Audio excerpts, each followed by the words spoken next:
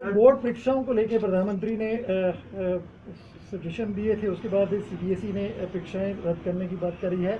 हिमाचल प्रदेश में भी क्या सरकार अभी निर्णय लेने वाली है कैबिनेट में, और क्या फैसला होगा?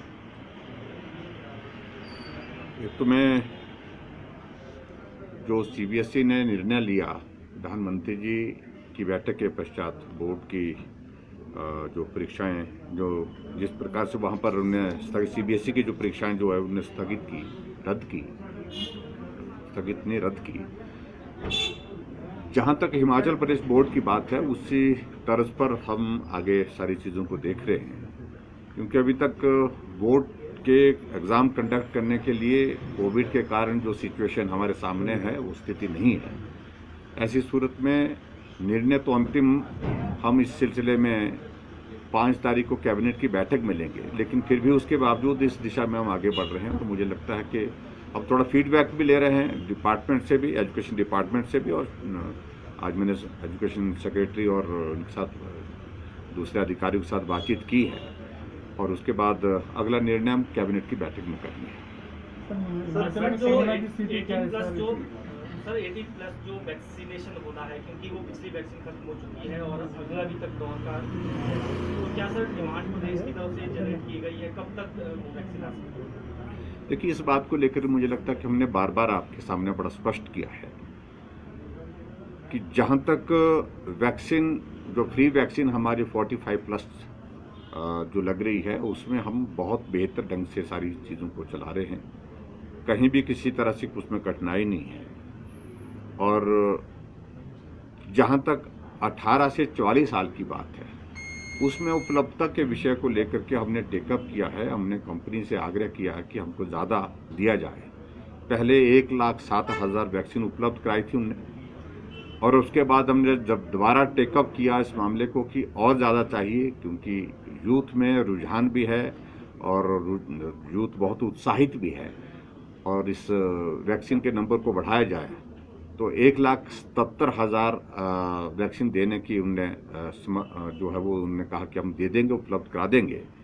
लेकिन फिर भी उसके बावजूद हम तेज़ गति से करना चाह रहे हैं, और जो कंपनी की ओर से हमें संदेश आया है कि जून के महीने के साथ बीच में इसके पश्चात ये उपलब्धता और बढ़ेगी, और उसके बाद ये सारा जो है वो जो जिसको लेकर के आप ये जानकारी चाह रहे हैं, इसका समाधान हो जाएगा।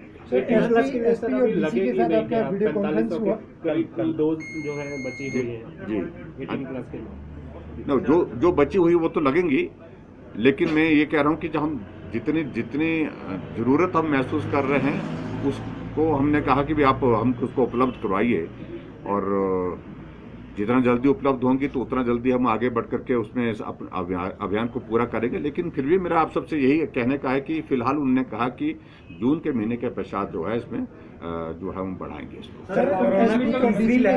कल बैठक हुई और स्वास्थ्य अधिकारियों के साथ भी, क्या अनलॉक को लेकर क्या रेजोल्यूशन? कि अभी कैबिनेट की बैठक 5 तारीख को है, और वैसे 6 तारीख तक हमने इसको लागू किया है। जो वर्तमान रिस्ट्रिक्शन वो जारी रहेंगी 6 तारीख तक, और उसके बाद कैबिनेट की बैठक में 5 तारीख को हम अगला निर्णय लेंगे कि क्या से करना है। सर, मद्देनजर शिमला जिला और प्रदेश के दूसरे जिलों में भी जो आपका ग्लव्स और मटेरियल सप्लाई हो रहा है, पिछले दिनों शिकायत की आई थी, जिसमें से क्वीन प्राइमरी हेल्थ सेंटर और शिमला डिस्ट्रिक्ट में है कि used gloves and sterilised gloves supply किए जा रहे हैं। क्या इसकी जांच की जाएगी?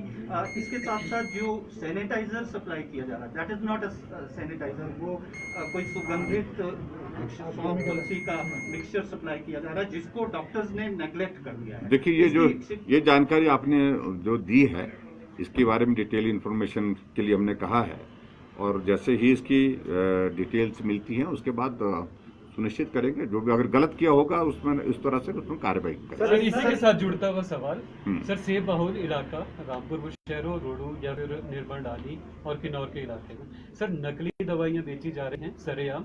विभाग के अधिकारियों को लिखित में शिकायत देकर 1.5 महीना हो चुका है, कोई भी कार्रवाई नहीं की जा रही है। साथ में जोरा छाप डॉक्टर भी इसका एक बार, चलो ये आपने जानकारी उपलब्ध कराई, उसके बारे में जानकारी पहले हमको किसी और माध्यम से नहीं मिली है, लेकिन उसके बावजूद जानकारी दी है आपने इस पर। सर जानकारी हासिल करें। सर टूरिज्म इंडस्ट्री से जुड़े लोग इकट्ठे हो रहे हैं, उनका एक मेजर डिमांड है जो उनका लोनिंग है that is moving towards NPA. वो सरकार का इंटरवेंशन चाह रहे हैं, चाहे वो गवर्नमेंट ऑफ इंडिया लेवल पे हो चाहे आरबीआई लेवल पे हो। इस पे सरकार क्या कोई निर्णय लेगी? वो आपसे भी पहले मिले हैं, उनकी और भी डिफरेंट डिमांड्स हैं। अपार्ट फ्रॉम दिस उनका एक एलिगेशन भी है जो केंद्र सरकार ने कोविड-19 नेगेटिव सर्टिफिकेट जो आरटीपीसी रिक्वायर होता है वो बंद कर दिया था। इसके बावजूद भी हिमाचल प्रदेश सरकार इसके बिना देखिए इन सारी चीज़ों का आप जो पूछ रहे हैं, मैं सिर्फ इतने कहना हमारी मंशा मदद करने की है, लेकिन हालात उनको भी इस बात को लग रहा है, मुझे लगता है उनको भी समझ में आ रहा है कि आज की तारीख में परिस्थितियां क्या है। जहां तक उनके जो लोनिंग वाला इशू है उसमें प्रदेश सरकार की ओर से क्या किया जा सकता है, क्योंकि अभी तक उस प्रकार का प्रस्ताव हमारे पास नहीं आया है। प्रस्ताव आएगा उस पर विचार करेंगे।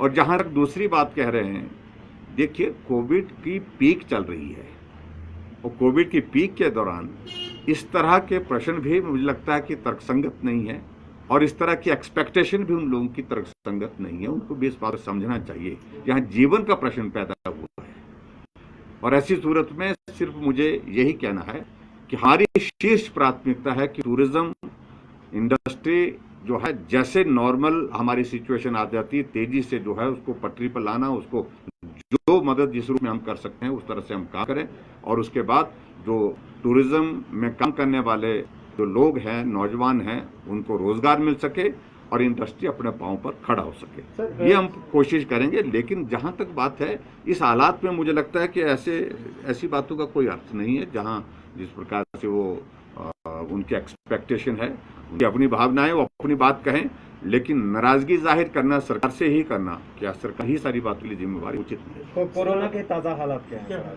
कोरोना के ताज़ा हालात में हम देख रहे हैं कि मामलों में गिरावट तो आई है, निश्चित रूप से आई है, लेकिन उसके बावजूद अभी तक दौर ऐसा नहीं है कि हम निश्चिंत होकर के बैठ जाएं। चिंता का दौर अभी तक है कि मृत्यु अभी तक भी बड़ी संख्या में लोगों की हो रही है, जो दुखद है। और ऐसी स्थिति में जो भी हमारी तैयारियां हैं हम उसके साथ जो है अभी तक भी मैदान में डटे हैं, खड़े हैं और पूरी तरह से सजग और सतर्क होकर काम करें। Thank you.